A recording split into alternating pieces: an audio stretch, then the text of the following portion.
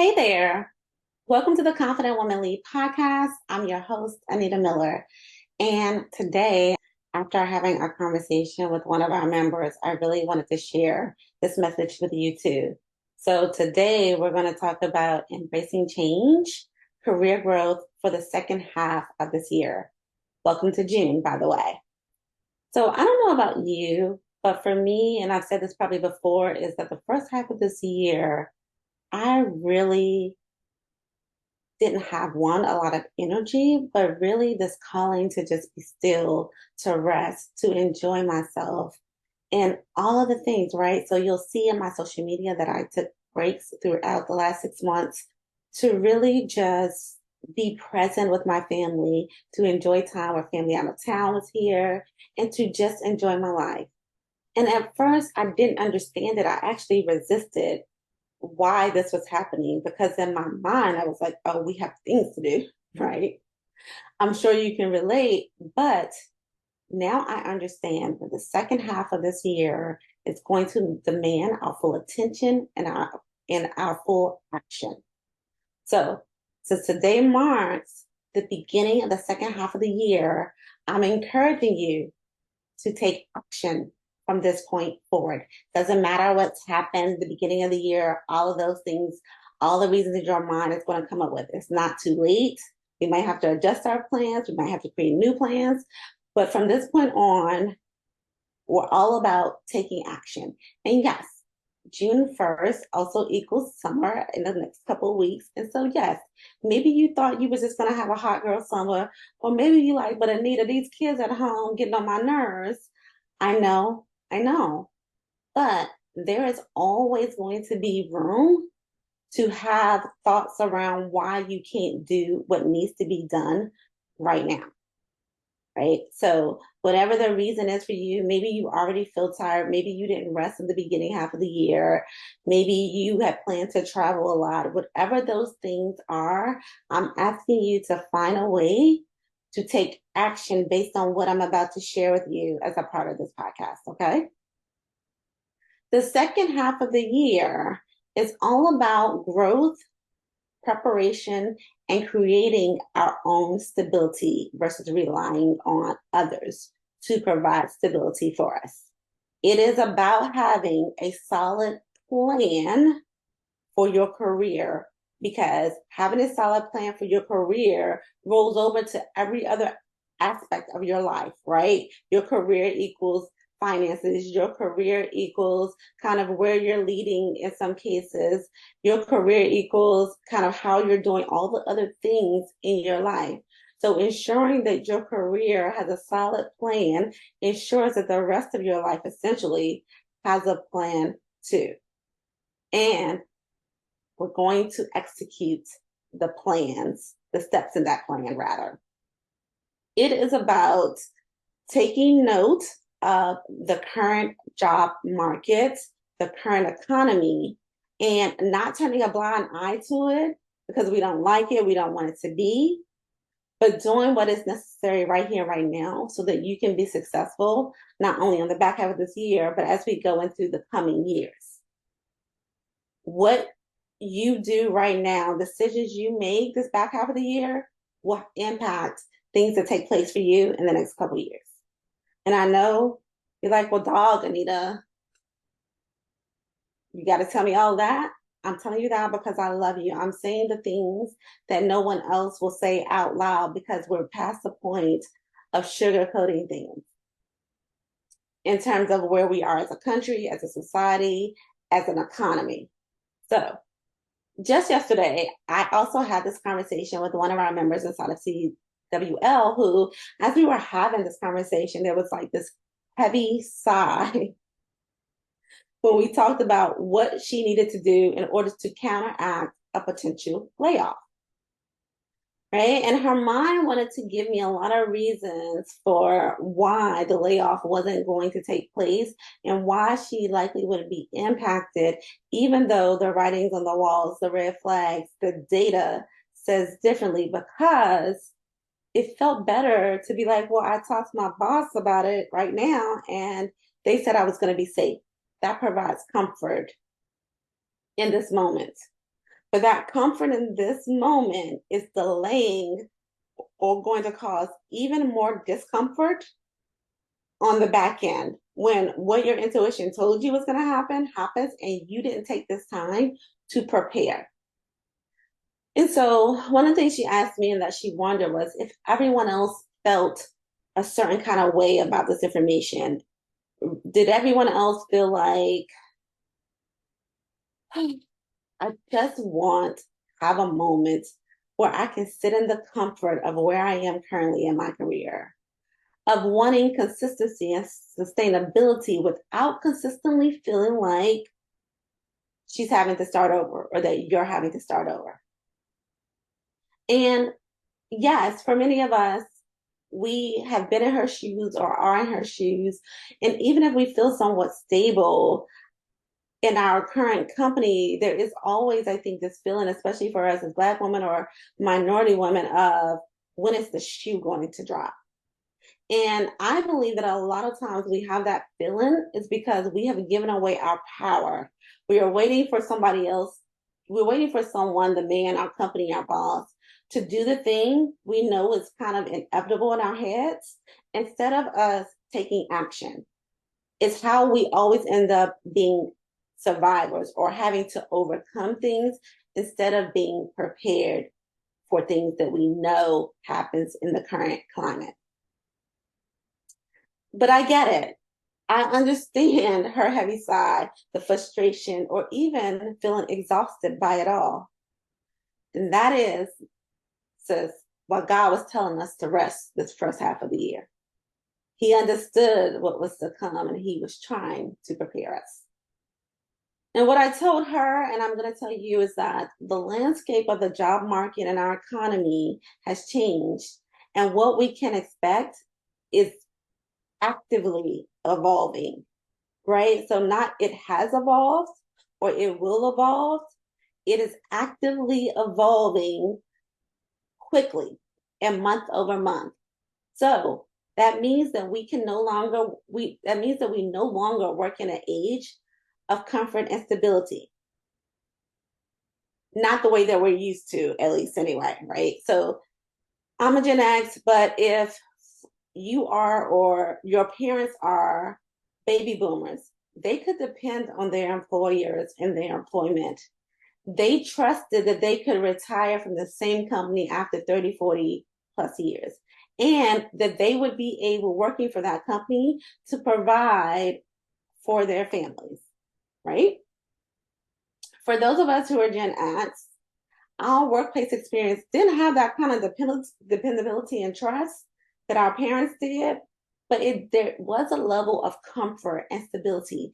Many of us who are Gen X have been in our companies 5, 10, 15, 20 plus years too, right?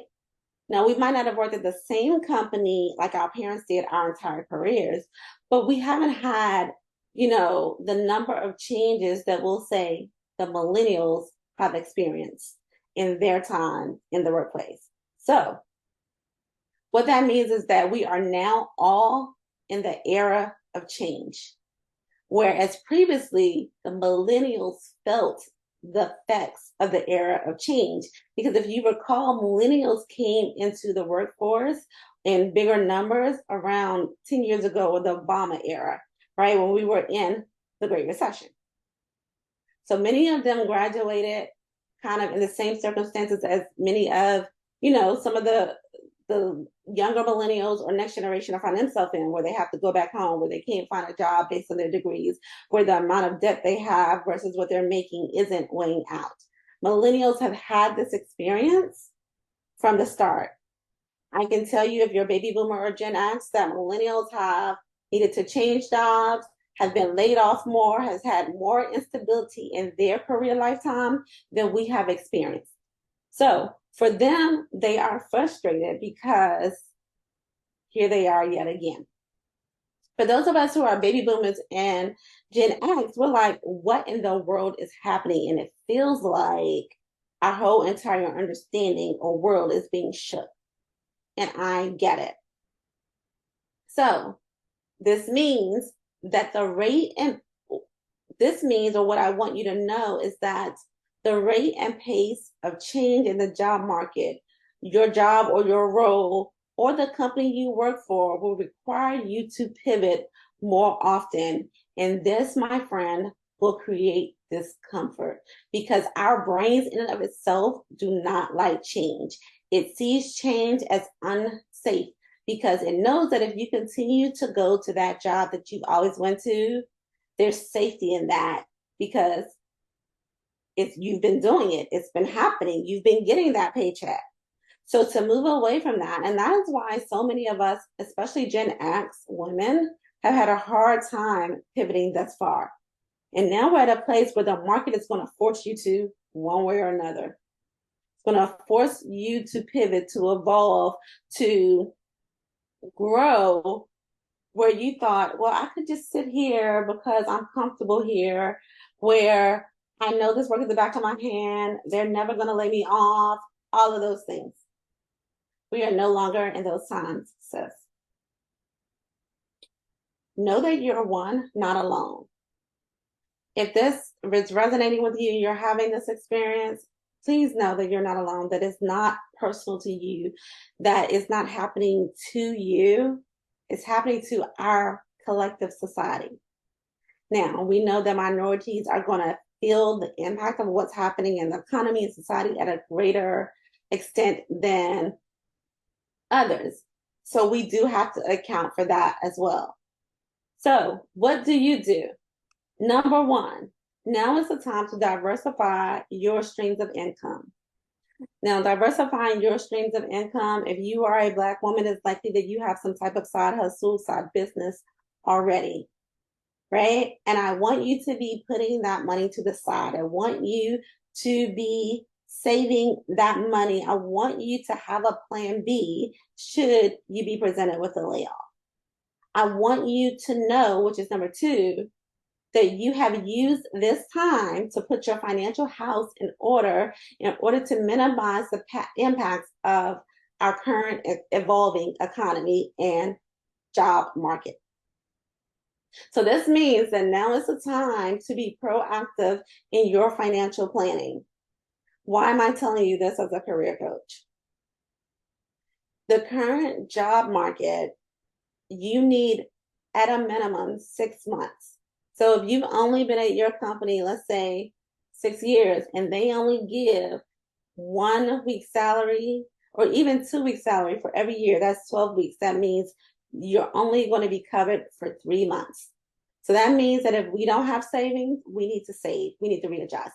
That means that I want all of my sisters, my women who are single, to take a look, especially if you are single with children, to know, do you have enough saved that you can still pay your mortgage if you are let go?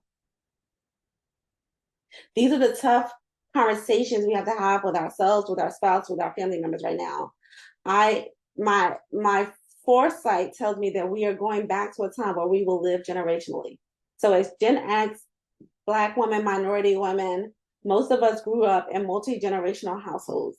Most of us grew up living in our grandparents' house. Most of us growing up living with our aunts and uncles to some extent. Most of us grew up living generationally.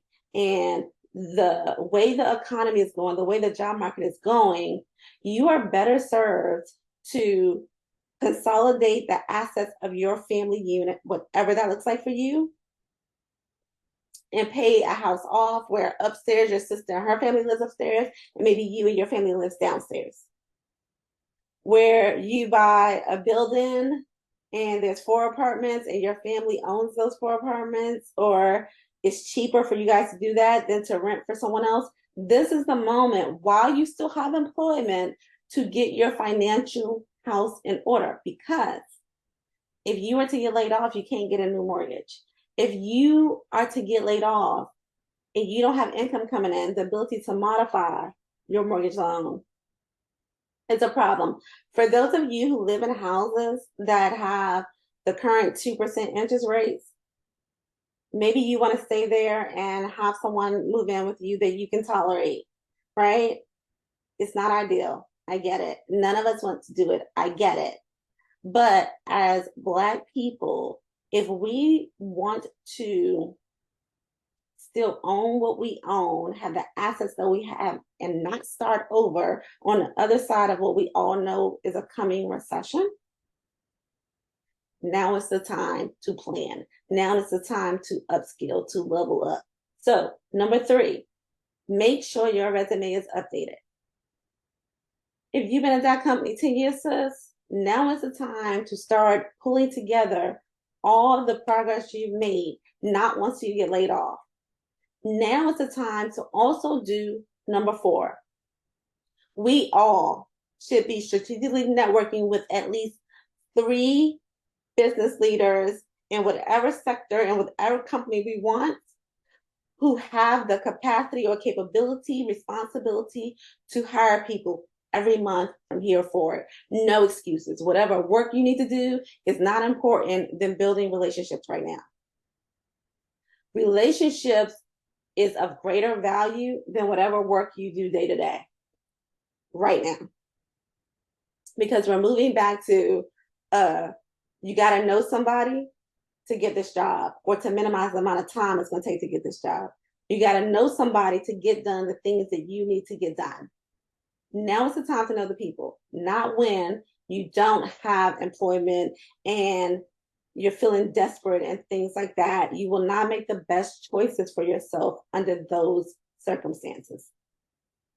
So, number 1, diversify your streams of income. Number 2, use this time to put your financial house in order to minimize the impacts of the evolving economy. And I'll give you some ways to do that. Number 3 is to make sure your resume is updated. Number 4 is to strategically network and build relationships with at least 3 people with hiring responsibilities every month going forward. And then number 5 is I'm encouraging you to join Confident Women Lead, because 1, for $49 a month right now, inside you'll get a free resume review. 2, you'll get community. You're going to need community, sis. Don't undervalue community, because every Black woman I know already felt alone in the experience we had, especially if you are a baby boomer or millennial. I mean, a baby boomer or Gen X, and an older millennial even. And it sucked. And we felt alone. And so if we're going into a tightening market, it means that we're probably going to go back to a time that feels like, let's say 2010 to 2015, where there was a tightening of the market, or 2008 to 2012 even, but there was a tightening of the market, and many of us were, for real, the onlys in our companies before diversity and inclusion. We're going to have similar experience. We're not going to, at least not initially, roll all the way back to the 20s or the 50s where there were none of us, but it's going to go back to some of the experiences we had earlier in our careers. And so in order for us to be prepared for it, we have to be in community. We have to have a safe place to land. We have to have a safe place to vent. We have to have a safe place to learn the skills that we need to learn so that we can manage office politics effectively, so that we have the skills that are desired in the marketplace, so that we can minimize the amount of time for which we don't have employment, or we can remain employed because we know how to code, we know how to navigate our AI and to leverage it where other people may not. We have the skills of the future when it comes to relationship building, handling customers, handling humans in the most efficient and effective leadership manner, right? So that's why I'm encouraging you for number 5 to get into community, to join CWL. It's the best investment you could ever make. And I know you're like, but Anita, you just told me to get my financial house in order. I did.